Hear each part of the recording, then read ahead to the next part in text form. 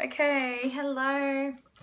For the next Tez Talks section, I don't even want to guess what part number I'm up to. Maybe it's 9. I'm hearing it's 9 over here from Cassandra. Okay, so this is still a question from our last guy or girl, Sonic Boom. How did you cope when you decided to move to a country away from your family? Yeah, it was definitely jumping in the deep end for me. It was really incredibly scary because I thought my life was supposed to look a certain way and it didn't. And it was a really vulnerable choice to have to make because I remember I was in, a solid relationship. I had my great group of friends there. My family was there. And I had never moved out of home before. So the idea... Drink your water. Thanks, baby. I will drink my water. It's important to stay hydrated, isn't it? Yeah. So I just knew that leaving all of that behind and going to America was going to be one of the hardest challenges of my life. And it really was. I was pretty unhappy with the first couple of years of my life in Los Angeles, and it was just pure loneliness and being afraid that I had made the wrong choice. Open the door. Something open the door? I love your Australian accent. It makes me very happy. Yeah, so it was hard, but sometimes life doesn't exactly look the way it's supposed to. Oh. Oh, is that going to be a fun game now? Sliding down on your bottom. So yeah, life is going to sometimes take you in directions that you just didn't expect.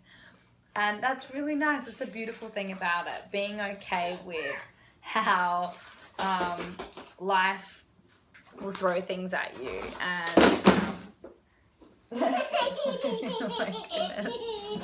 oh my goodness. Is that your leapfrog? Okay. Alright. Come on, come sit in the bed, monkey. You can sit with mummy, Vegemite face.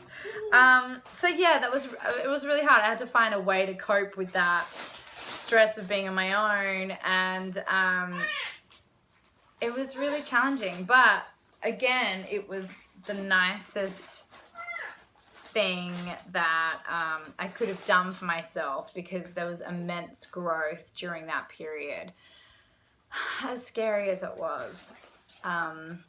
And I often talk about how it's really crazy sometimes when you're faced with a decision which doesn't feel easy and it doesn't feel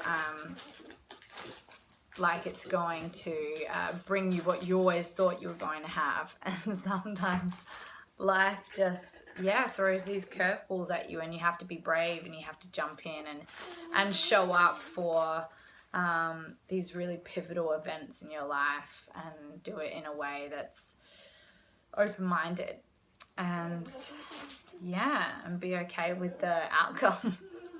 I have 2 heads. Monkey magic. Okay, from Nora. Since starting your spiritual journey, in what areas do you feel like you've grown the most as a person? Hi.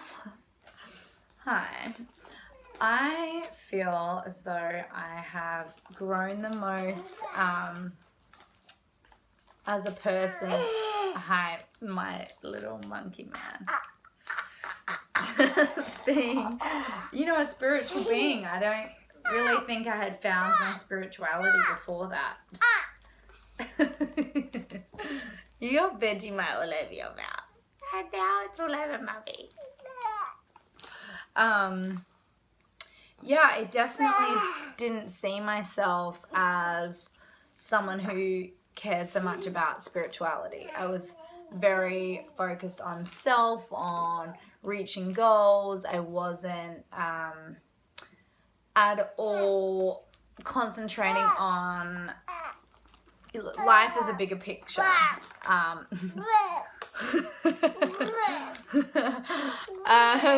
Then I became a mummy And thank God I had a spiritual practice, because then it prepares you for all of these things that are very unexpected, and it forces you to be present.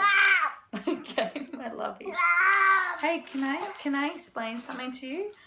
Mummy's talking to these people in the video, and they won't be able to hear Mummy so much when you're talking so loud. Do you want to be with Mummy, and do you want to just sit quietly with Mummy here? Yeah? Should we try and be quiet little mice? Little mice, quiet little mice. Yeah, I've grown in lots of ways. Like, I definitely am much more, I have a lot more empathy. I also feel just way more content. Like, the way I approach various things that happen in my life, it's just so different. Nothing feels really overwhelming to me. It feels manageable, and I think before embarking on my spiritual journey, things felt really overwhelming. Hey baby, if you move this, Mummy's phone's gonna fall down. So we have to leave that there. But you can take this and play it. Why don't you go show Auntie Bar that? Can I see? Oh, I see what you did, monkey. Yeah, so I think just the way I deal with life in general, this is really hard to do this with you in here. I think the way I deal with things that come up in my life in general is just different now. I can meet places with just a more serene perspective. And yeah, hey Bodhi, do you want to go out with Auntie Bar? Auntie Bar's going to show you something in your room. Come here, I've got something to show you. So I can finish talking to my friends. Whoa, oh my goodness. Are you going to play trains? Yeah. Yes. You want to play trains? Okay. Oh my gosh, melt my heart. Okay, sorry. So yeah, I would say I've evolved as a person in that sense. It's just life feels easier now. It really does. I'm also way more present. I feel like I don't have nearly as much anxiety.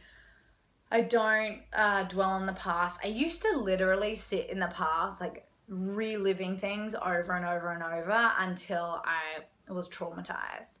And that's really sad. And that was before I had any sort of spiritual practice and had like delved into this side of myself. So now I feel that I just enjoy life so much more. It's easier to manage, and also I'm recognizing that the more I lean into that side of myself, the more beautiful high vibrational opportunities are coming my way. My goals are so much easier to attain now that I'm in this energy state. Like I feel, because I feel content, it's like I'm attracting the things that I think that I've always had a desire for.